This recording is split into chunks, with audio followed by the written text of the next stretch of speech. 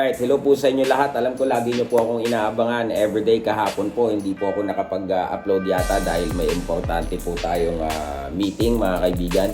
So, after nga po na magpahayag ni Naoya Inoue at ni Luis Neri na ayaw na po nilang kalabanin si General Casimero, what's next for General Casimero? Ito po ang real talk dyan. Okay? Ngayon, sa channel ni Pau Salud, may mga pinag-uusapan. Kalabanin daw niya ito, yung Goodman, kalabanin niya daw ito, yung Doheny, kalabanin daw niya para tumaas ang ranking. Ngayon, ito po ang real talk dyan mga kaibigan. Ang paglaban po sa title eliminator, subjective mga kaibigan.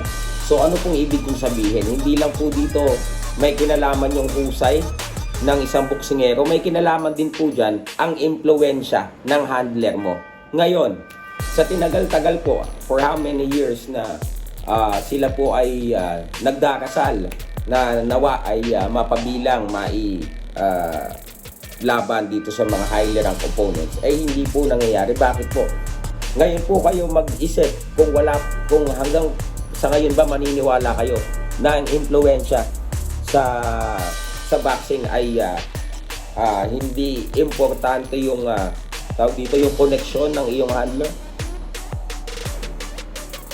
Ngayon mga kaibigan, Ano yung nilalaro? Ano pa yung nilalaro? ko ito yung bagong-bago ngayon yung field boss. Ayan, halika dito. Ayan, tingnan mo, nanalo na ako. Yan, may pang snack na tayo. Ayan. So, syempre, itong mines na to, yan yung talagang sikat na laro. So, yan. Try natin Alam mo na, dating gawin, di ba? Oh. Yan, 4 bombs. Tapos, siguro, talpak tayo ng 200. Yan. Oh, di ba? Yan. Oh, easy. Oh. Teka lang. Hindi, ayaw ko pumayag na ganyan 200. Siyempre na bomba tayo. Gawin natin 400. Kala mo Oh, 1, 2, 3, 4. Bawi, hindi. Bawi, siyempre. Cash out, 800. Alright. Isa pa. 200 lang uli. Ganun lang guys. Pagka natalo kayo doon, doblein nyo.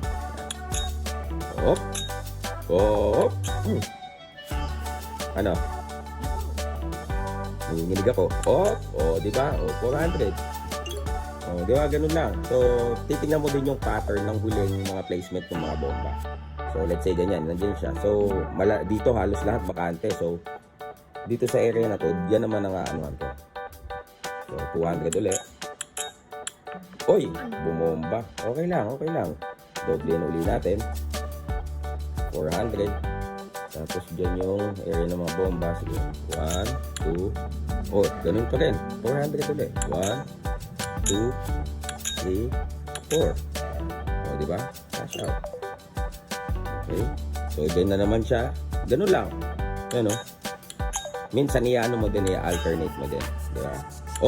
Yun. Diba? 3-1 na. Yeah. Okay, so yun lang mga idol. Tapos yung link nito, makikita nyo dyan, pihitin ko sa comment section. Tsaka napakadali lang mag-video nito. Pagkuha mo to, almost real time. Kung ano pang hinantay mo, try mo na, field boss. Ito po nga nangyari kay General Casimero. Ang totoo po dyan, ang real talk po dyan, sorry may nag-chat mga idol, binabasa ko. So, ito po mga kaibigan. Ang totoo na lamang po dyan, because yung pong usap-usapan, kagaya sa WBO na, siya number 3 siya pero lalaktawan siya. Ang napipisil daw na title eliminator yung rank number 1 na si Goodman at yung 4 na Doheny, lalagpasan siya. So yung fact na iniisip ng marami sa boxing industry, can he still compete sa mga highly ranked opponent kagaya ni Sam Goodman na napakagaling, at syempre yan Doheny, Vicente din mga kaibigan, if he was unable to perform against these guys who are unranked, di ba, yung mga unknown opponents, lalo na yung nakaraan na lang naman na retirado na at tawag dito trainer na. Ngayon mga kaibigan, ito po ang real talk dyan. Now, he's just a journeyman. Matanda na din mga kaibigan So, ang kanya na lang ginagawa, round 1, tatakutin niya, bobombahin niya. Kung matakot, okay. Pag hindi matakot, pagka round 2, kagaya ng ugunin, yan lang kaya mo, okay, yari ka sa akin. Ganun na lang Now, being a journeyman, kung ano na lang available na may offer, kahit mga tune-up fight, kakagatin niya na yan. Kasi, kumbaga, wala na, downhill na ng career niya pagdating kahapon na. Diba? Kakagatin niya na lang yung mga laban na basta meron siyang madalang pagkain sa pagkainan. Yun na po, I think it's not even competitive anymore. It is a disrespect if you will say that he can still compete kahit hindi. Huwag nyo nang pangarapin yung Inoue. It's impossible. Huwag nyo nang pangarapin yung Nery. It's impossible. Even the likes of this highly ranked opponents, wala na. Yang Goodman, wala na. Yang Riz Alim, na I've seen them spar. Alam ko totoo, noon pa na kondisyon siya pa, wala siyang sinabi kay Alim, how much more ngayon. So, yun lang mga kaibigan.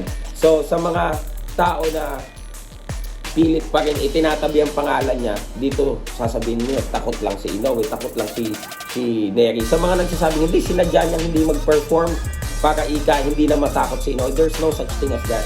Tingnan mo, poor performance equals lack of interest na mga magagaling sa boxing. Yun lang mga kaibigan. Silver Voice TV, comment down below. Ano ang inyong opinion? Peace.